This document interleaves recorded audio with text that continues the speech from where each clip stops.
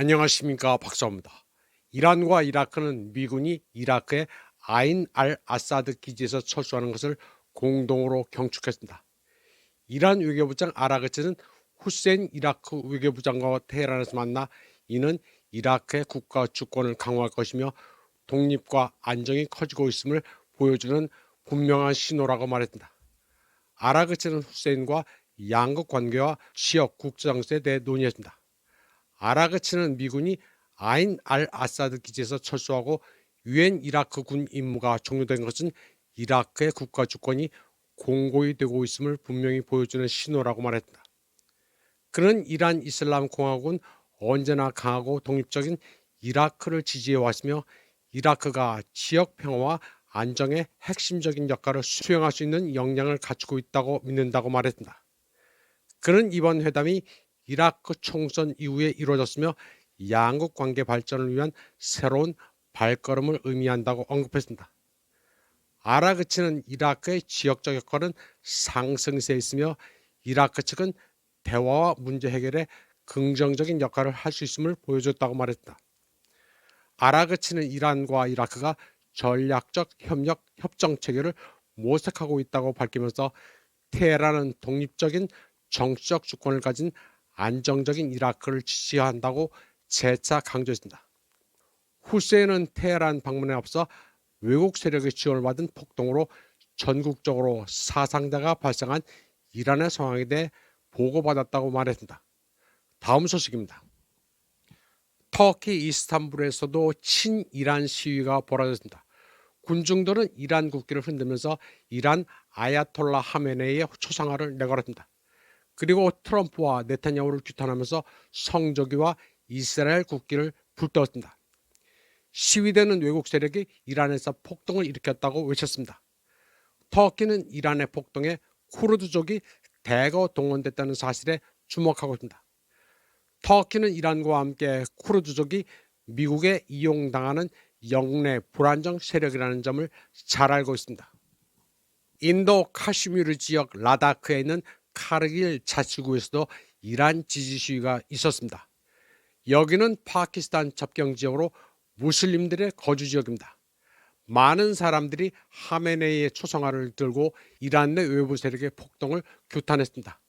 다음 소식입니다.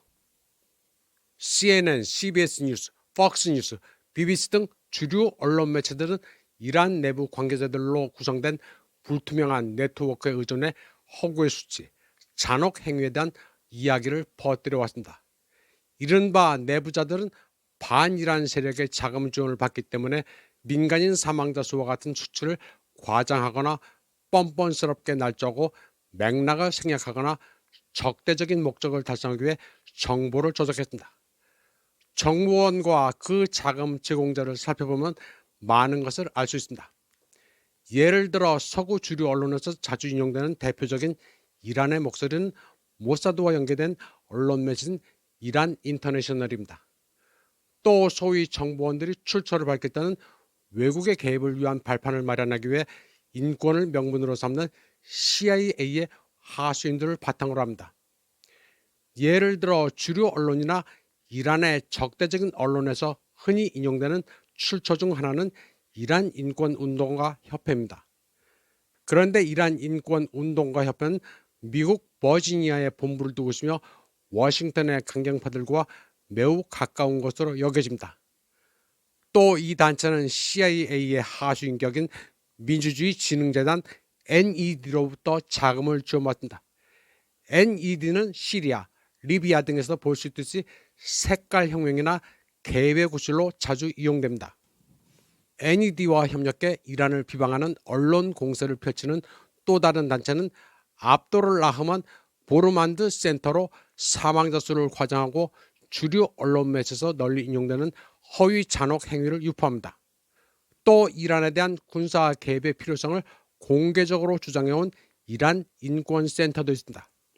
이 단체의 직원인 마이클 아이스너는 2025년 4월 더 힐의 기고원 칼럼에서 트럼프에게 색깔혁명을 통한 정권 교체 방안을 검토할 것을 촉구하며 이란 정부를 전복하는 것이 미국의 국가 안보 이익에 부합한다고 결론지었습니다.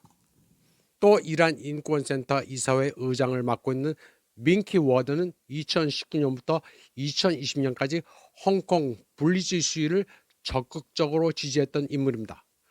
홍콩 폭동에 대한 취재를 통해 경험을 쌓은 워드는 현재 이란 인권센터라는 여론조작 기구를 감독하는 임무를 맡고 있습니다.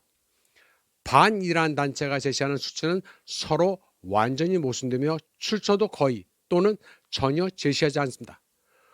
보고서는 소요 사태 발생 후 단 며칠 만에 2,500명에서 2만 명에 이르는 사망자가 발생했다고 과장하고 있습니다. 이러한 사상자의 대부분 1월 8일과 9일에 발생했는데 이들은 신빙성 있는 출처라고 주장하는 검증되지 않은 내부 관계자의 말 외에는 의존할 만한 근거가 없습니다. 이러한 검증되지 않은 주장과 수치들은 모두 외국의 군사 개입을 정당화하는 데 이용되고 있습니다. 린지 그레이엄과 테드 크루즈 같은 미국 정치인들은 이러한 수치를 근거로 트럼프에게 이란을 공격하라고 촉구했습니다. 하지만 이러한 수치와 이야기들은 또한 이중적인 목적을 가지고 있는데 바로 이스라엘의 대량 학살 행위로부터 관심을 돌리는 것입니다. 이스라엘 정권의 무차별 폭격으로 매일 수많은 팔레스타인이 목숨을 잃었고 일부 통계에 따르면 총 사망자 수는 10만 명이 넘고 가장 보수적인 추정치로도 7만 명에 달합니다. 이번에는 중국의 반체제 예술가 아이 웨이웨이가 10년 만에 중국에 돌아갔다는 소식입니다. 그는 중국인들이 자국이 굴욕과 예속의 시대에서 벗어났으며 이제 무엇보다도 자신들의 삶을 개선하는 데 집중하고 있다는 인상을 받았다고 말했습니다. 아이 웨이웨이는 10년 만에 중국을 다시 방문한 소감, 중국과 유럽의 비교, 트럼프의 관세 정책, 우크라이나 러시아 갈등, 그리고 서방과 달리 중국이 역사적 사명에 얽매이지 않는 이유에 대해 이야기했습니다. 아이 웨이웨이는 가장 유명한 현대 중국 예술가이자 권위주의에 대한 세계적으로 가장 영향력 있는 비평가 중 한 명으로 여겨집니다. 그는 유명한 시인 아이칭의 아들인데 아이칭은 1957년 우익 일탈자라 낙인 찍혀 외딴 지방으로 추방당했고 가족은 그곳에서 수년간 극심한 가난 속에서 살았습니다. 아이 웨이웨이 자신도 구금되고 가택 연금됐으며 여권도 없이 지내야 했고 베이징 근처에 있던 그의 작업실은 2018년 당국의 명령으로 철거됐습니다. 그는 2015년에 중국을 떠나 주로 독일에서 망명 생활을 했습니다. 2025년 말 그는 10년 만에 처음으로 중국에 돌아왔는데 그의 어머니는 93세이고 아들이 자신의 가족과 중국을 다시 알기를 바랐습니다. 인터뷰에서 가장 인상적인 부분 중 하나는 중국과 유럽의 일상생활을 비교하는 대목입니다.